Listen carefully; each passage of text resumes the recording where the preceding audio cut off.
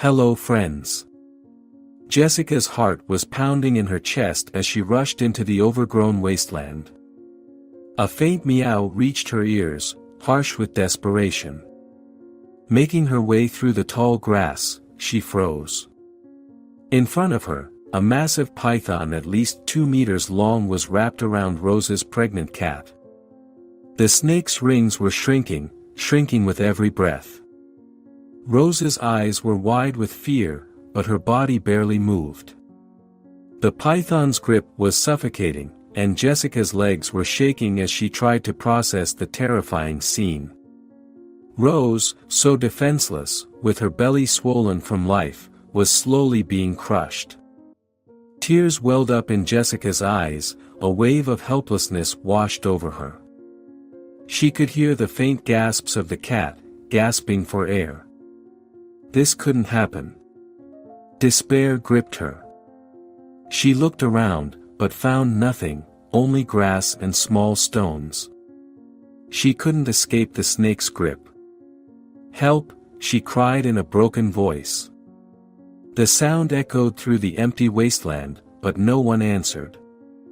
The seconds seemed like hours. Sobbing, Jessica tried to pry the python's rings apart, but the grip was too strong. Rose's breathing was shallow now, and Jessica realized the unthinkable: she was too late.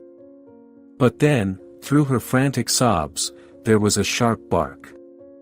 Jessica's head snapped up. Charlie, the golden retriever, came out of the thicket, followed by Kevin, his elderly neighbor. The dog's ears were cocked alertly as he tugged on the leash with surprising strength. Kevin, looking confused, watched as Charlie dragged him to Jessica. Jessica hardly noticed Kevin's presence, her attention was still focused on Rose. But Kevin, quick as ever, grabbed a thick branch nearby and held it high as he approached. Charlie stood next to him, growling softly, his eyes fixed on the snake. The python, sensing danger, loosened its grip for just a moment. That was enough time. With one frantic movement, Jessica lunged forward and tore Rose from the python's grip, pulling her out of the deadly coils. Rose gasped, weak but alive. Jessica clutched her to her chest, trembling from all this horror. Kevin swung a branch at the snake, driving it back into the undergrowth. Charlie stood guard, baring his teeth as he watched the python retreat.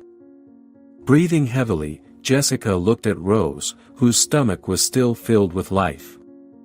Tears streamed down her face, a mixture of relief and lingering fear. "You're safe," she whispered.